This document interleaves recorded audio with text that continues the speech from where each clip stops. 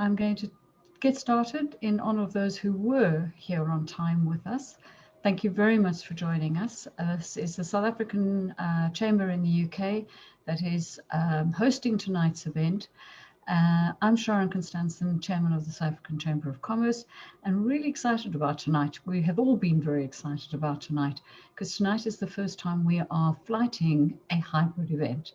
Now, under the new COVID language, this is a new thing. We talk about hybrid working together, hybrid events, and this is our first hybrid webinar. And if you have a look in one of your windows that you can see is we have a contingent of people who are on the island of Guernsey, who, due to their slightly less restrictive conditions, are all in the room together. How jealous are the rest of us? The other first that we are actually flighting tonight is this is the inaugural event of the chapter, the women's chapter within the chamber, and this is the subchapter of the professional women's chapter, which is being led out of Guernsey and is focused on professional women.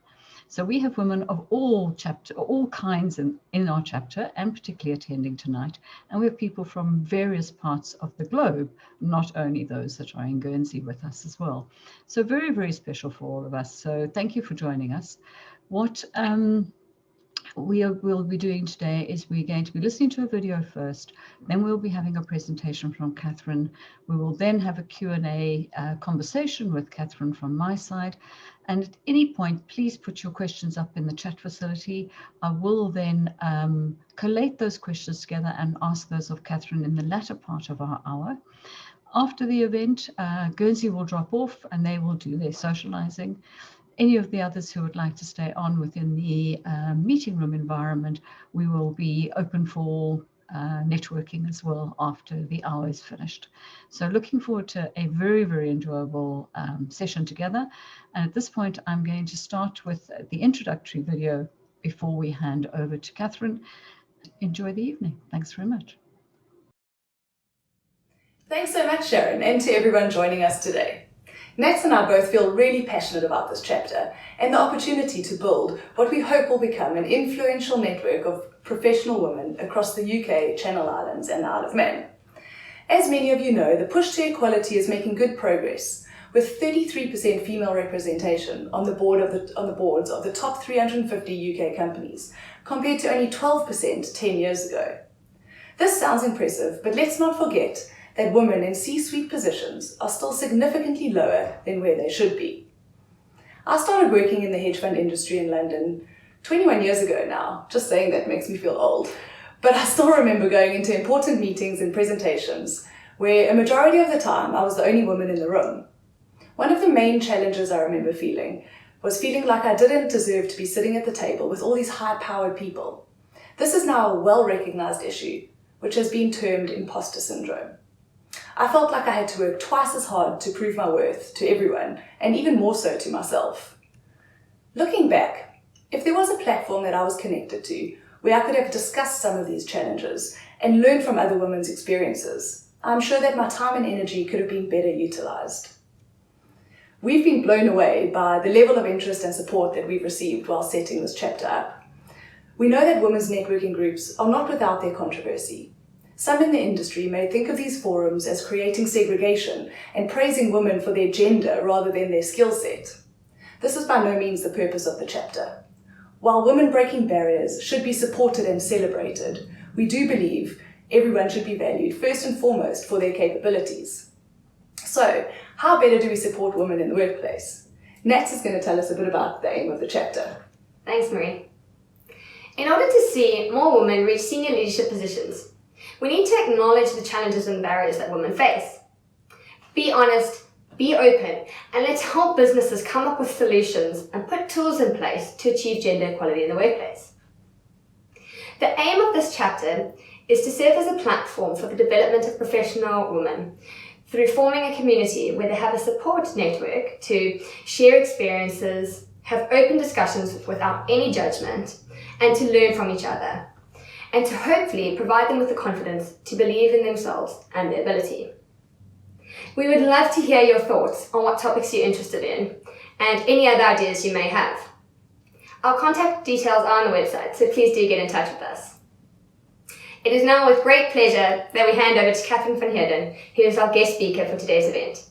Over to you, Catherine. Well, thank you very much to Natalie and to Marie, and also to Sharon and Henk from the Chamber. It is such a great honor to be here. And I would like to thank everyone and welcome all of the powerhouses that's joining us today. And I would like to really encourage you to make sure to take the time, be present as much as possible, allow your heart, your mind, your body to connect, and make the most out of the next couple of minutes. Now, just to get started, I want to just make it a little bit more personable by sharing some personal photographs. You can see there my two beautiful sons being involved in a couple of talk shows, love photography. I love winning trophies from the time that I was in school, and quite involved in a number of different things. I thought to just showcase some of my best photographs, as you can see there. These are taken in South Africa in a game reserve, and I really just enjoy the silent moments to capture the wonder of nature and just enjoy the moments of connecting to self within those silence moments. And then I have also climbed Kilimanjaro. I really love mountaineering. I don't know who of you have also done stuff like that. I'm very, very, I really enjoy this and being in nature quite a lot. I would like to start off by introducing a word to you that some of you may not have heard before. And that word I'll get to in a moment. I first of all just want to acknowledge all of the powerhouses that's joining us. As Natalie have indicated and Marie's indicated, this is a professional platform for women to connect to other women who has a like-mindedness. And we would want to encourage you to really get involved, share your topics, share your questions as we proceed with this evening. As I proceed also in this presentation, feel free to share your questions. And Sharon is going to manage that toward the end of the presentation to talk about that, what you would like to bring under our attention. Here is a word that I would like to bring to you: floxinoxynihilipilification. Has any one of you ever heard of this word? Now, as a psychologist, I love working with people, as I'm sure you would gather as well. But there's this word that really struck me as an interesting word when I read it the first time in my social psychology dictionary. You pronounce it like this. Maybe you can try to say it with me. Floxinoxynihilipilification. And for those of you that's proactive, you may already go onto Google and start looking at what does this word mean. Don't worry, I'm going to shed the light for you. If you suffer from floxinoxynihilipilification, it means that you suffer from a tendency to esteem things lower in value. Or you may have the perpetual habit to underestimate the value of things, or to always act in a way to underconsider and to see things that they are of no value. You know those people that say, "Oh man, she's not that important," and "No, it's not that great. No, this wasn't as meaningful as what other people make it out to be." Some people really suffer from that condition. And I feel sad when I think about that. You know, we talk about women in the workplace, professional women in the workplace. You know, what is sad is last year I've worked a lot on corporate bullying, and we've done quite a lot of online sessions on corporate bullying. And with my research on the topic, I have learned that 80% of women, or 80% of people that are being bullied, are women. But worse than that, 20% of bullies are women in the workplace. And that really touched my heart when I learned about those statistics. And we've got to ask ourselves the question, why is it that sometimes we become victims of bullying behavior in the workplace? But more important than that, why is it that women become bullies in the workplace as well? And I think there's something relating to this particular pathology to some degree. The habit of perpetually underestimating the value of things. And I want to almost make a premise and say that if we as women have truly connected to ourselves to a high degree, and we apply self-love, wouldn't it be almost true that we will then be able to extend that love also to the world around us? If I can truly love myself, then isn't it true that I would be able to extend love outwardly as well? The other side is true. If I'm broken and dark and really in pain inside of me, the chances that I would want to create pain and hurt outside of me is also true.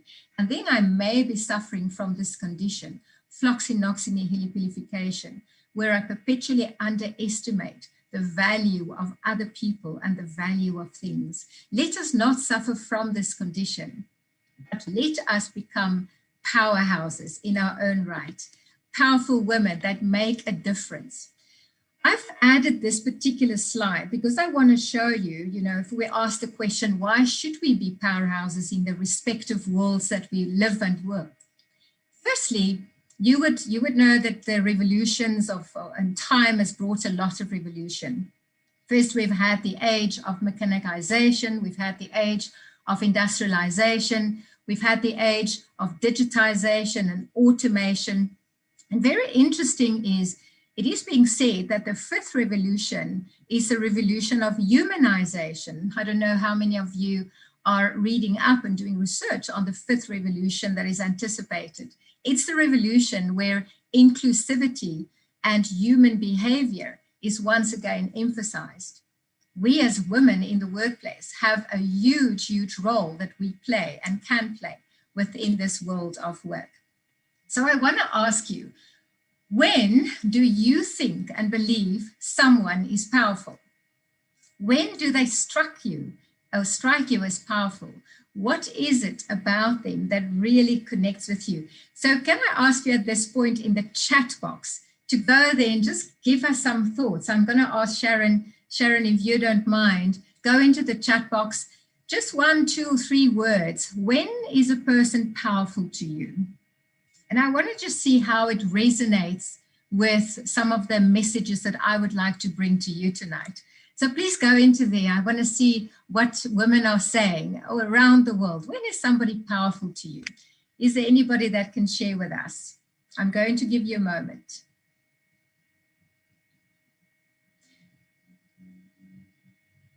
When is somebody powerful? I've really, whilst you are typing, I've spoken with so many different people that's in the workplace, and I've worked with men and women, younger people, older people within the corporate spaces.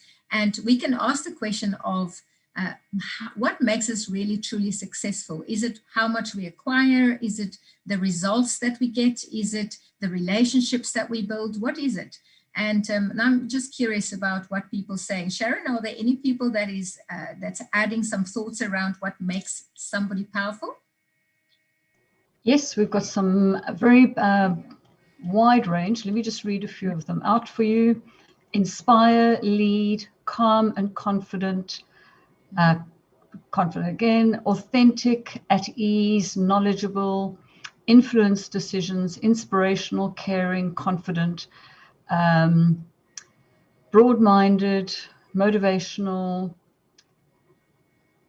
grace, lift me up, Wonderful. Safe place around us to engage, interested in our growth, listen and share, kind, offer a hand to others without expectation from others, influence people positively, empower others. Wonderful. So I didn't repeat any of them, so that's why I left some of that if you recognized Thank where you. I was going. Thank you so much. Thank you, Sharon. Thank you for those comments. And, we can also ask ourselves, can't we? How am I doing with those things? How am I doing when I show up in the workplace?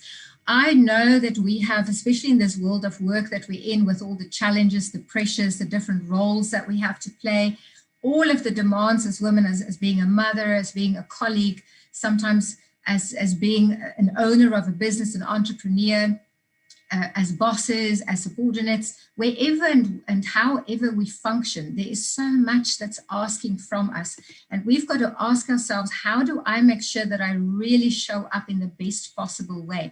I've read this interesting article by Erica Volini, who is head of human capital in Deloitte. And she said, if we want to show up as leaders in the business environment, we really need to follow inclusive leadership style, where we make sure that we are aware of how the complexities of business has risen and that we can really measure up to these complexities. We've got to really make sure that we change the way we think, change the way we act, change the way we feel, so that we can connect to each other and to business.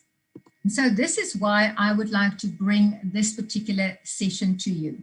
Now, I'm going to share 10 powers with you. And part of my story as well, I'm going to bring bits and pieces of my own story into my sharing. And I'd like for you to write them down and make sure that you take one specific power and focus on that and ask yourself, how well am I doing on these powers? The first one is the power of polarity. Now, you know, often in life, we are taught, I don't know how many of you would agree with that, but we are taught that we are supposed to pursue that what is great and positive and healthy and beautiful and happiness and joy.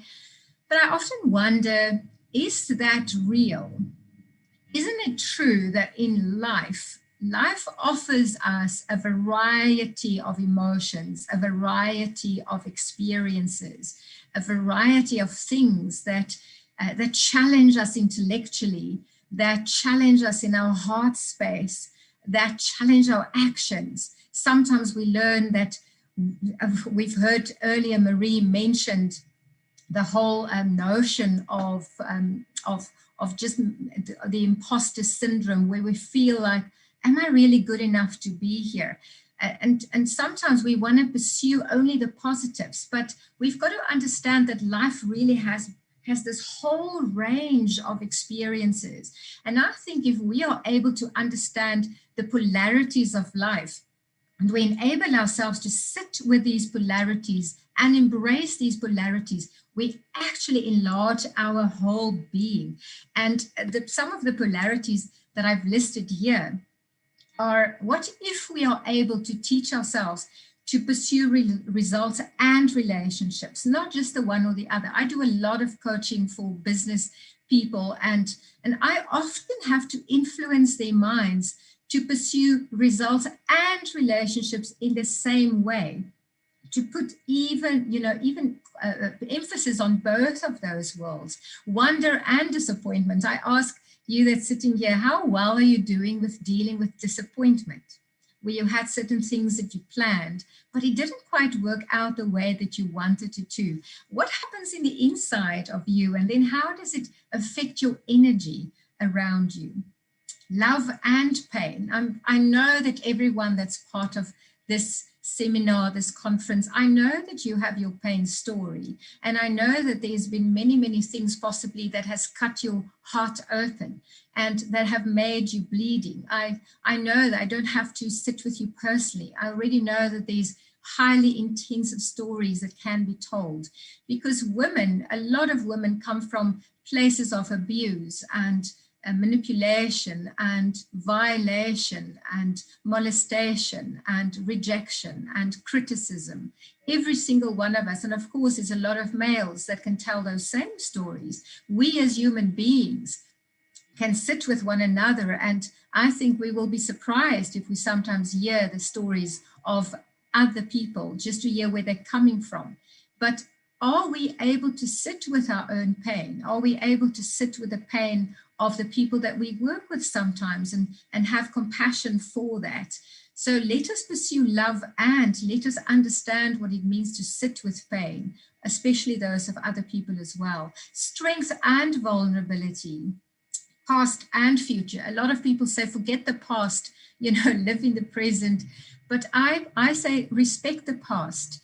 Connect to your past story. Your past story is what has accumulated and brought you here. The only reason why I'm passionate about what I do and why I have compassion for people is because I have my own pain story, and I respect it. I know where I'm coming from. I know what I had to work and struggle through to be here. But because I respect it, I can allow it to elevate me to my next in my life. Hustle and silence, thinking and feeling. others and self.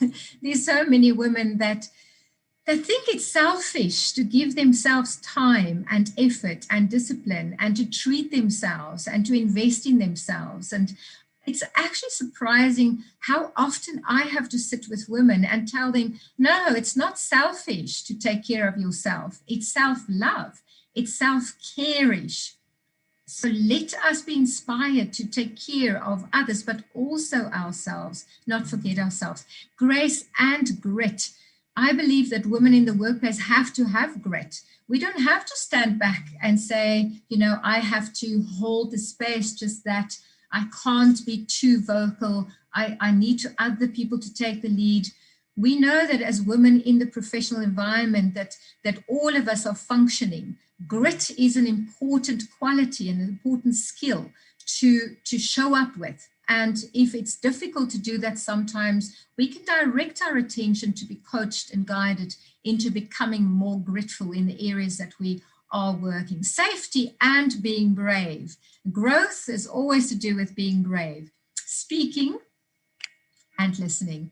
And if we can have these polarities from duality thinking where we say the one or the other, let us embrace the power of and. When we do that, I believe then we actually get a beautiful sense of gratitude inside of us, away from criticism, but into a space of gratitude. Gratitude for self, gratitude for others, gratitude for the story that you can tell that has brought you into the space that you are in today. The second power that I would share with you is the power of authenticity. Now, here is something that, it's so close to my heart, because I must testify and tell you that I haven't lived authentically for quite a number of years. I just turned 50. In fact, I turned 50 in December. And it took me 43 years to get the power of authenticity. I have been married to a man that was captured in his own pain story for 24 years. And if I say he was captured in his own pain story, I mean, he was still a prisoner of his pain. And because of that, he became quite aggressive. And because of that, we had quite a hard and tough marriage. But 8 years ago, I decided to become authentic, speak my truth, and step out of that abusive and difficult relationship because it killed me. And even before that, I was raped when I was 17 years old. I was a victim of date rape. I also didn't really have parents that took care of me. I grew up all by myself, taking care of myself from the time that I was about 7, 8 years old. I started working at the age of 11 in a grocery store and in restaurants just so I can buy school uniform. And directly after school, I went working, and I got married quite early in my life because I fell in love with this beautiful man. I then had a beautiful son when I was about 24 years old. I started my own business, Thinking Dynamics, when I was 25 years old. And whilst I was starting my business, I was working full time. I paid all the bills always. My ex-husband never paid anything or never earned any money. I studied full time and I had a baby that I raised. So I actually did quite a lot at the same time. And whilst I was doing all of that, I was crying deeply within my soul because I felt slowly and surely how I died. Slowly and surely how I died, more and more and more, giving up, sacrificing, feeling the pain, but never telling anybody, because eventually I qualified as a psychologist, and now I'm supposed to have the answers. I'm supposed to help other people. I can never, ever sit on the other side of the table. And I can never, ever tell anybody that I feel broken, that I feel hurt, that I'm lying to myself because I'm putting up a smile on my face and I'm saying how happy I am, whilst I was actually really seriously bleeding inside. And it took me a long time to become authentic and to tell my story and to say, no, I'm now creating a boundary. I'm choosing me. I'm going to apply self-love. I'm going to step out. I'm going to allow myself to be awakened. And I'm going to connect to this power of authenticity where I can step out into the world, speak out, have my voice heard, and speak up for women that are contracting themselves over and over and over again to abuse, to neglect, to complete failure, and where they are pushed down, where they are not heard, and where they are silenced. So, and I want to encourage in every single one of you, if you are in that space, and if my testimony touches you a little bit, the power of authenticity really truly awakens us and it makes us come alive. I am now 8 years later. I am so relieved because I feel there's a light shining inside of me and I have an internal power because I know where I'm coming from and I'm not to be silenced. When we really do connect to our time story or to our authenticity, we can understand the difference between our timeline story and our storyline itself. See these things as separate. These lines are separate, and they are separate because your time story has to do with your age. As you beautifully progress in age, you learn more things, but the storyline has to do with what happens to you. Let us not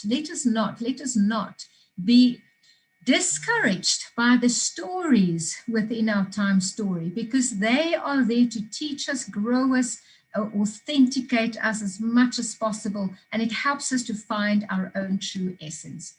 Ultimately, it's about displacing trust to having trust inside of ourselves. This is what I've learned. If I trust in my own ability to manage my mind, to connect to the truth of my feelings, and to trust my own ability and skill set to enlarge myself because I can sit with these polarities, then I can allow that energy to flow outside and I can help or work with my outside world to encourage me, but then influence it.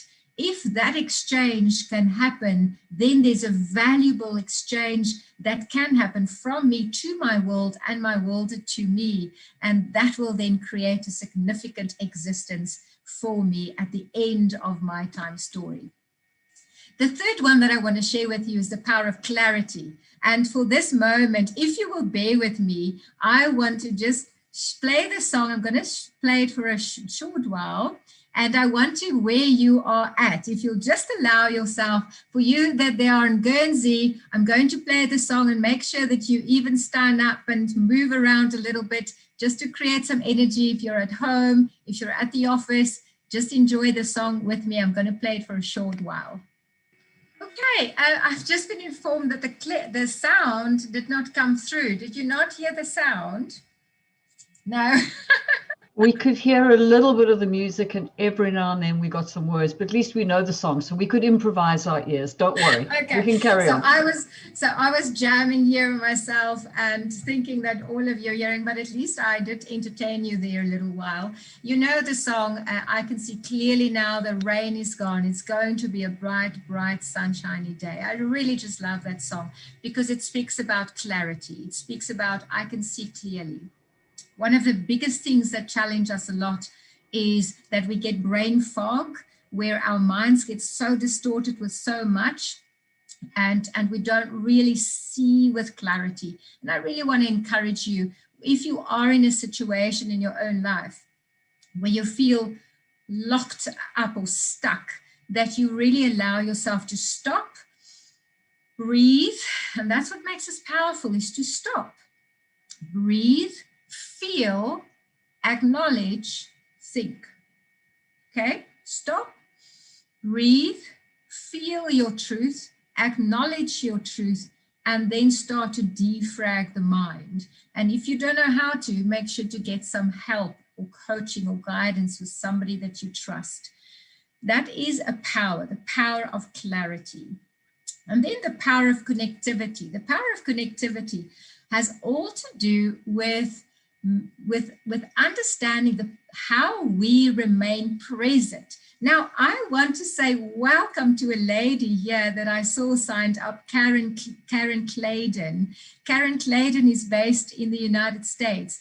And Karen and I know each other for many years. I think it's about 20 years, Karen, that we have known each other. What is wonderful, Karen, is Karen was part of a session that I did about 20 years ago when she worked here in South Africa. I'm sure it's okay for me to tell the story. And because of the work that we've done together, the power of connectivity was so strong that about 2 years ago, Karen recommended me in her organization to be a keynote speaker in Amsterdam. And I see Mayreed is also here. Hello, Mayreed, wonderful to see you as well. And I did a talk there, but it was all because of the power of connectivity. If you can find a way that your name can linger in the atmosphere of other people for years after you've left them, or their physical presence, you have managed the power of connectivity. Do not underestimate it, because you never know how your name can linger in the atmosphere of other people. And if you can get that right, then you become a very powerful person. So let us really take notice how we show up with other people so that we can connect on a beautiful level. Let's not control people. This book by William Glasser is such a powerful book where he talks about how to move from controlling habits to connecting habits. A power of connection is a beautiful, beautiful power. And I'm just kind of keeping my eye on the timing here, because I promise you I can keep you here for 2 or 3 hours, but I promise I won't. Now, I'm going to skip this because I'm afraid that maybe the power not come, or the sound will not come through. Now, I have come up with this quote. I don't know how many of you enjoy coming up with quotes, but this quote is one that I really thought about. What makes people wealthy? And I want to just land this with you. Measure your own wealth by the number of rooms that you have in the hearts of other people. If you have many, many rooms in the hearts of other people, you can count yourself a very wealthy person. And if we really can think about how well established and healthy our relationships are based on our own selves and what we contribute to other people, I think that makes us powerful. Don't you agree? The next power is the power of simplicity. And here I want to just say that I often say this to people: don't be complicated, okay? I would almost want to say the power of simplicity has to do with understanding the difference between being a complex human being versus being complicated. Being complex, I agree. The intricacies of us are highly complex. The intricacies of us are so many multidimensional, and we as human beings are not really to ever be fully understood because there's just too much to the beauty of our creation.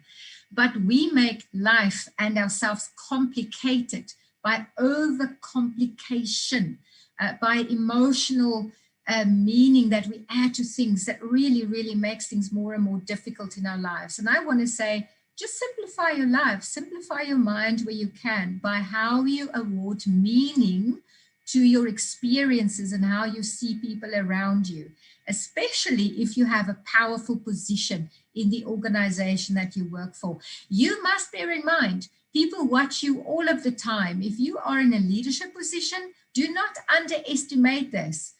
People are discussing you all of the time, and you want to make sure that you don't complicate their lives or your own life. You want to be simplified in the sense that you travel light, that you add value, that you really make a significant difference there where you move, live, and work.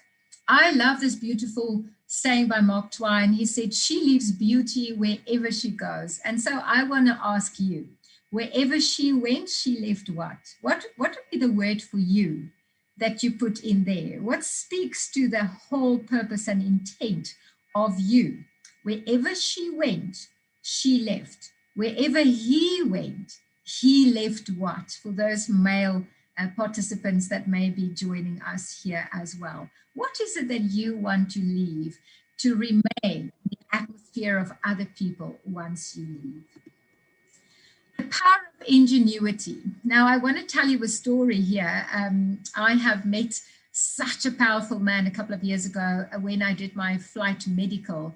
I went in, this doctor met me, he did my test. It occurred to me that he was a very, very old man.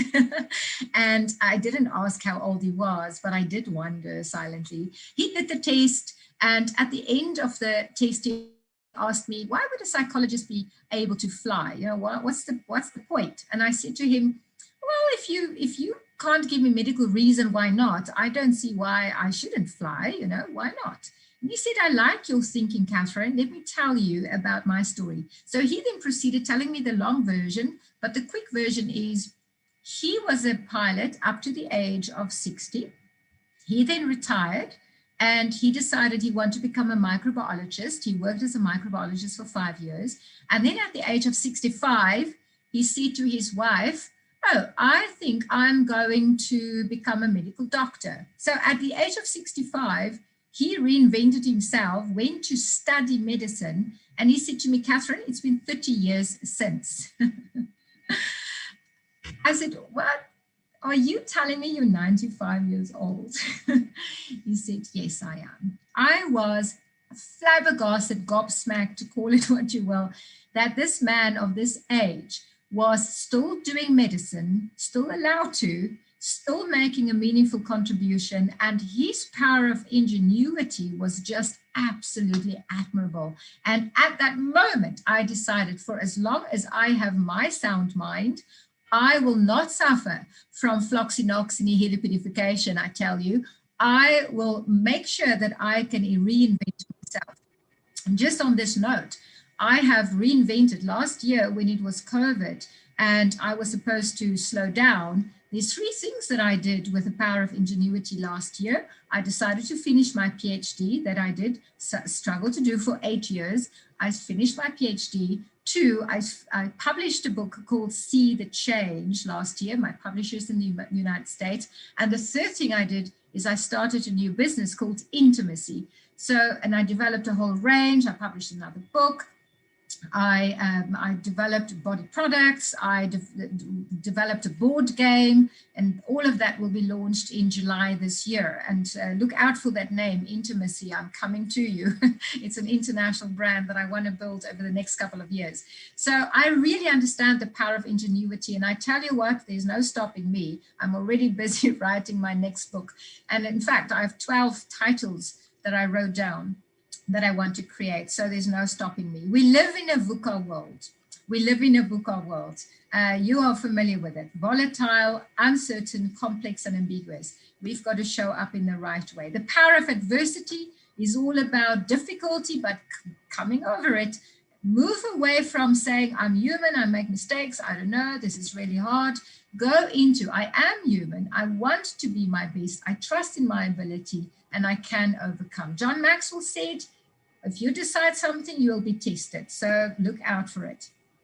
Then the power of curiosity, stay curious. You know the statement, curiosity killed the cat? No, I don't agree. Curiosity was feeding the cat, okay? And this cat is going to be fat because I am curious and I will remain curious because that will help me to search, to be interested, to be eager, to live, and to tap into my power of generosity. Generosity of spirit is a beautiful spirit. People who have it are people that are powerful people. Be generous with your time, with your effort, with your advice, with your giving, with your support, with your value, and be energetic in that way because generosity creates generosity.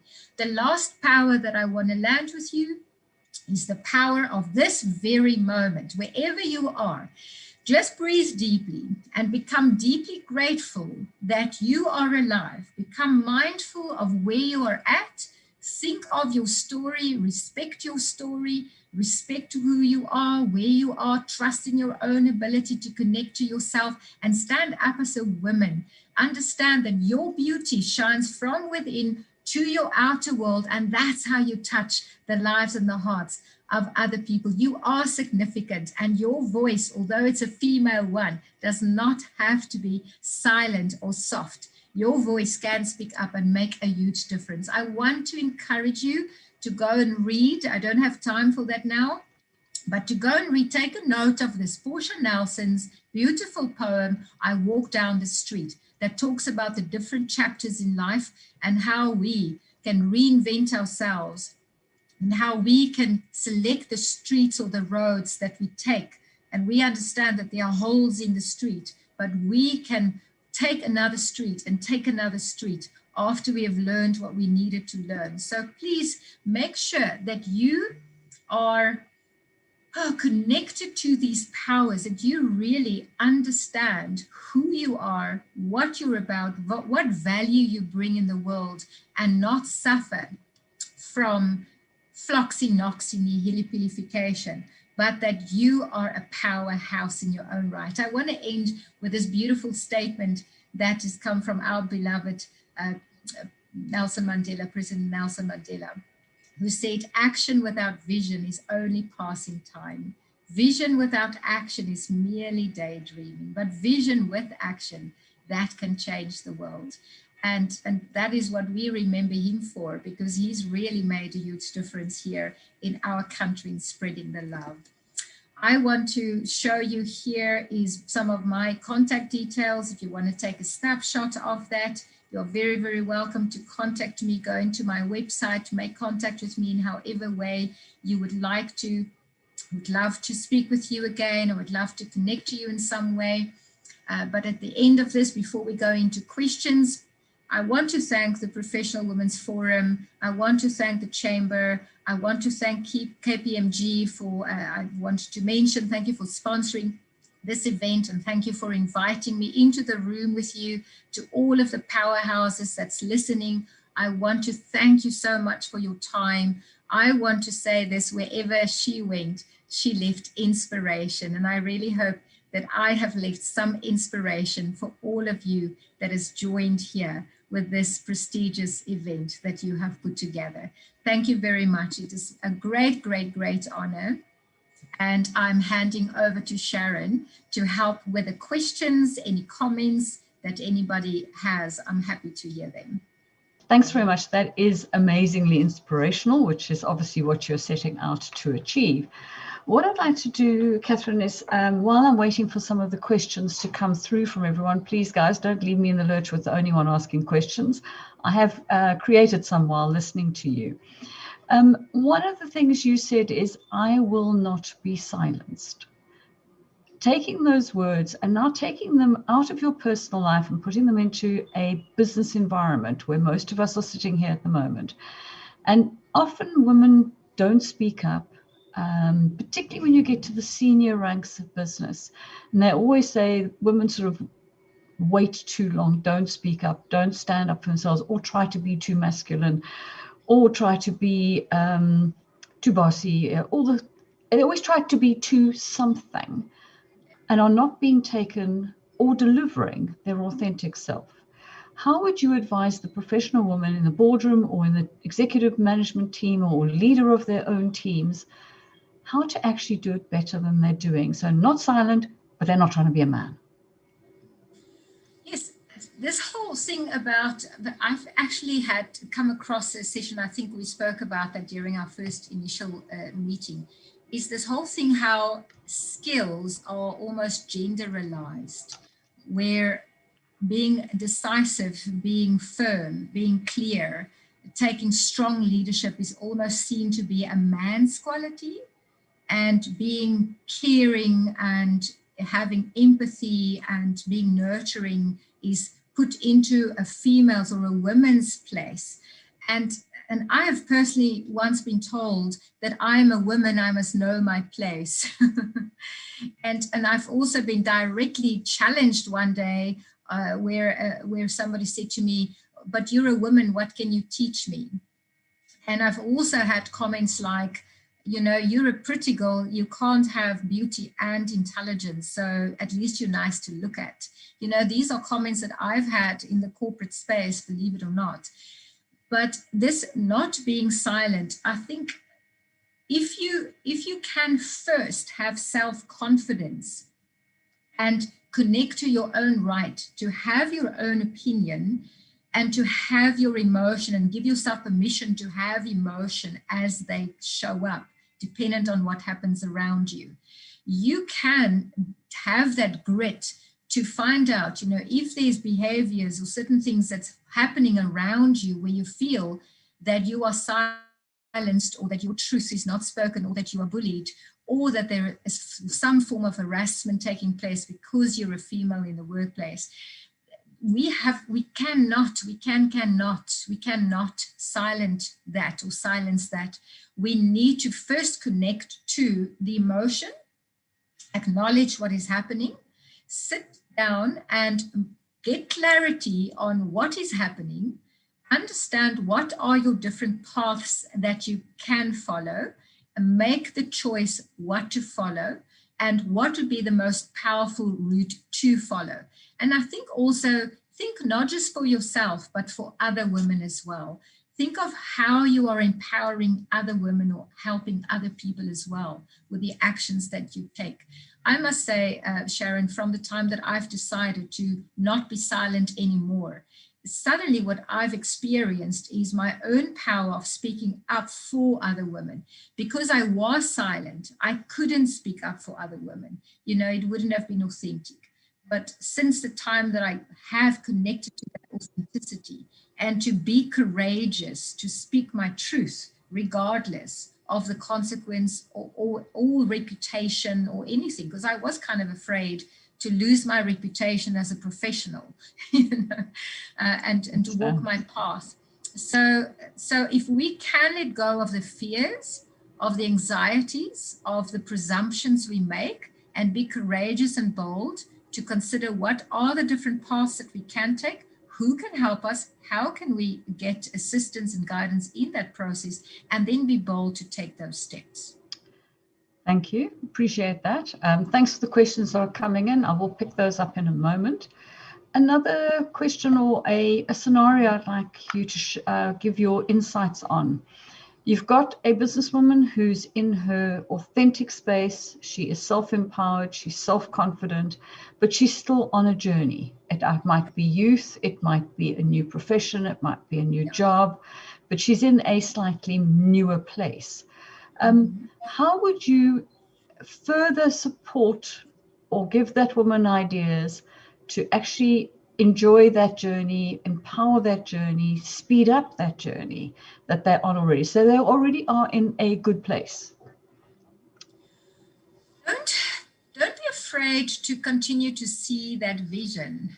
Don't be afraid to also find a number of different views of the future. I think that the clarity of seeing the future is an important facet of moving forward. If you can't see it, then you can't move there.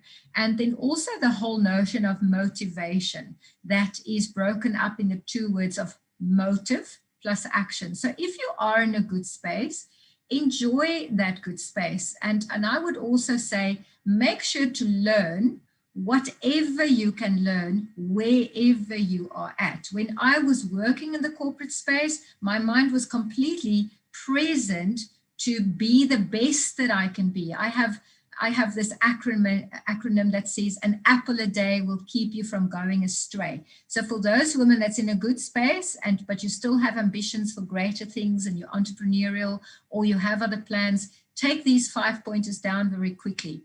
Attitude of gratitude.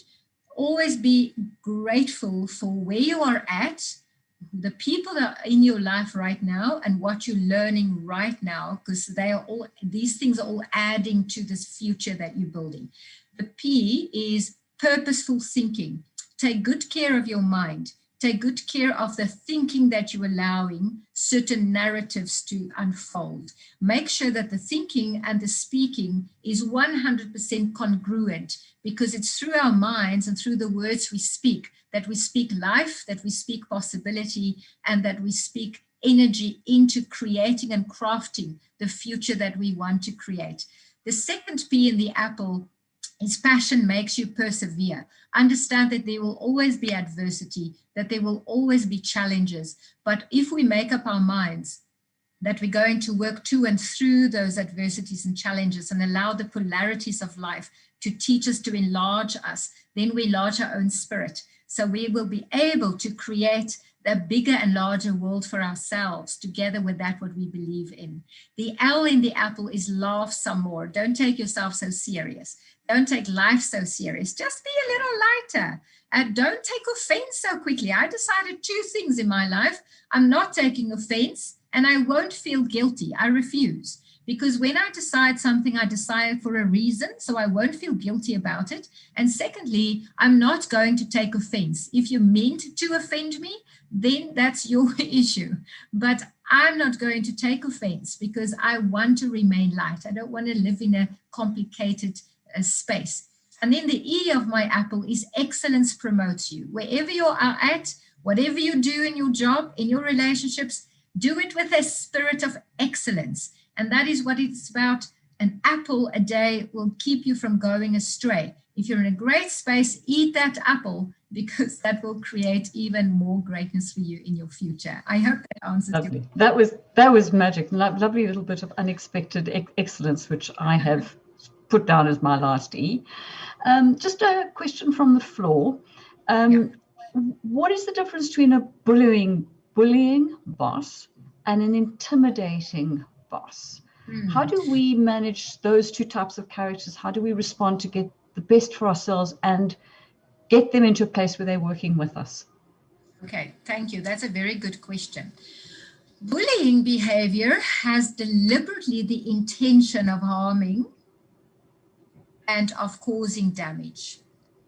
And it could be by means of criticism, breaking esteem, hurting a person in order to silence them, in order to take away from them, in order to get them to feel and be lesser than. So it's an intentional behavior deliberately aimed to make another person be inferior. And bullying behavior, in my opinion, should not be tolerated at all. And I want to say to everybody listening here, please write this down in big, bold words. Whatever you tolerate will be repeated in your life. I had to learn this the hard way. I tolerated a lot of abuse and it didn't change. I kept on hoping and praying, but it didn't change. So I was married to a person who was a bully. It didn't change. So if we work in a workspace and there's a bully, remember it's always deliberately aimed to harm you and to cause pain. And the purpose of that is because that person can.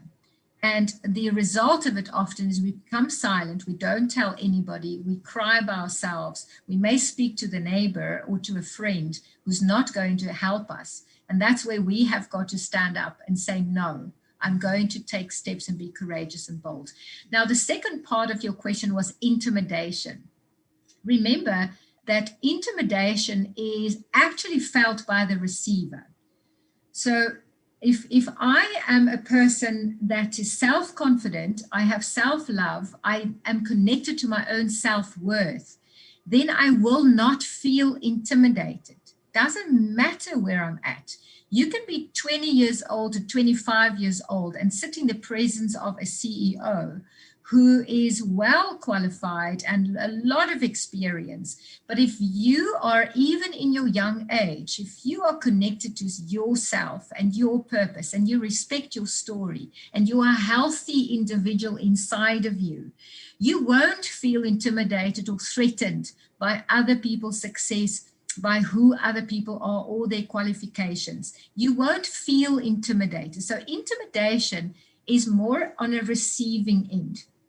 If somebody wants to bully you, it may make you feel intimidated, but there's a difference and I want you to see it. Bullying comes from the other person. Intimidation is felt inside. So if you feel intimidated, don't talk about that person. Go and ask yourself the question, what about me is allowing me to feel intimidated? because maybe it's about my insecurity or my own lack of self-worth that makes me feel that way. And I hope that you can see it that way as well, because I'm convinced of that.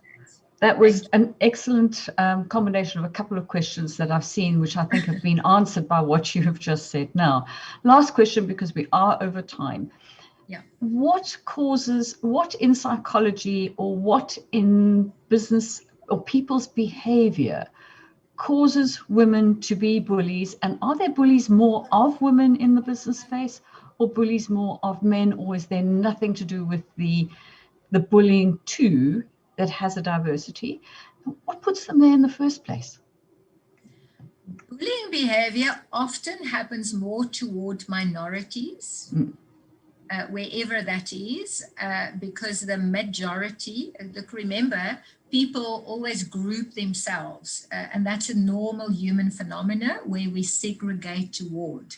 There's nothing wrong with that as such. The problem with segregation or grouping behavior is when any group becomes a majority and then collectively feel or think that they have the right to make another group feel inferior by bullying them deliberately and through certain actions or words that make them feel inferior. So, and I want to say that people who are broken will try to break others. I will say this out loud over in any channel. I have not yet found anyone who is a healthy, flourishing, self-love individual with kindness and consideration, who has excelled far in life, who has started many businesses, who's CEOs, who has kindness and compassion, who tries to bully others. I've never ever seen that. Those people are compassionate, are humble, are caring, are flourishing, and they want other people to flourish and be healthy as well. They hold good relationships, they are powerhouses, and they have a legacy that they leave behind. So bullies, most of the time with research that I've done, the reading up that I've done, most bullying is toward women in the workplace by men, most of it. And that's unfortunate. But as I mentioned earlier, 20%, or it's stated that up to 20% of bullies are women as well, toward women, and sometimes younger men possibly, because we know that there's also that disparities that take place in the workplace as well, where senior women bully younger men. And that's a sad thing. So I want to first just say to every single person that's here is, you got to, if you are being bullied and intimidated by somebody, you've got to stop and just ask yourself, do I want to be in this space? I want to repeat the statement. Whatever I tolerate will be repeated in my life. Don't tolerate bullying behavior or any form of abuse. That's not part of the path that you're supposed to walk.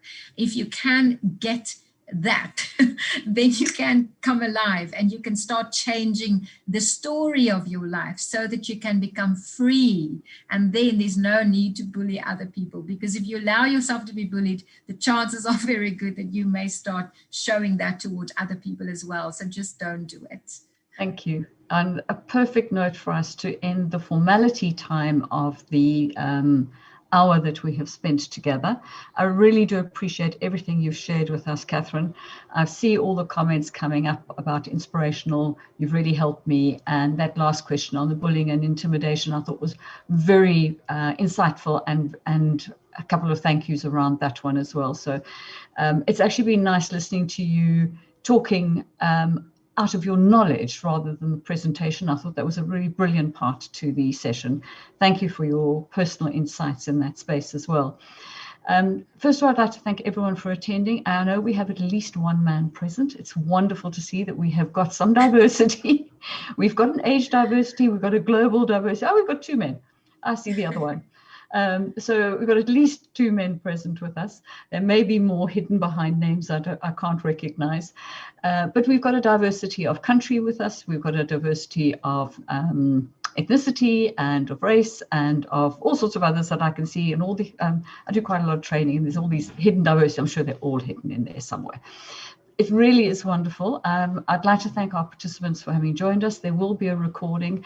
Thank you very much to, first of all, Marie and Nats for picking up the gauntlet laid at their feet a month or so ago to pick up this women's chapter and to work with getting our inaugural event off the ground. And the wonderful thing is Guernsey started to lift out of lockdown and we managed to set a date which didn't change. And I see this wonderful crowd who are still peacefully sitting and listening to us, which is absolutely magic. We'll set you free to have your snacks and your wine. We'll all do the same at our own desks. And to KPMG, Nats, thank you so much for organizing the sponsorship for the formal part of tonight's event. And for everyone, let's enjoy further networking and get a time to chat. So, Catherine, I hope in your locked down isolation in Cape Town, she's got stuck, she can't move. And thank you for, given your adversities today, that you were still able to share your special spirit with us, which was really, really enjoyable. So to Nats and the KPMG crowd, you are welcome to sign off. The rest of us, we can unlock our mute buttons if we want to chat, and if we specifically want to ask Catherine any questions or ask questions of each other around the room. We'll be open for on this side for probably another half hour. Yeah. So Thanks, everyone. you can hear them. You can hear them clapping. And from our side, thank you very much.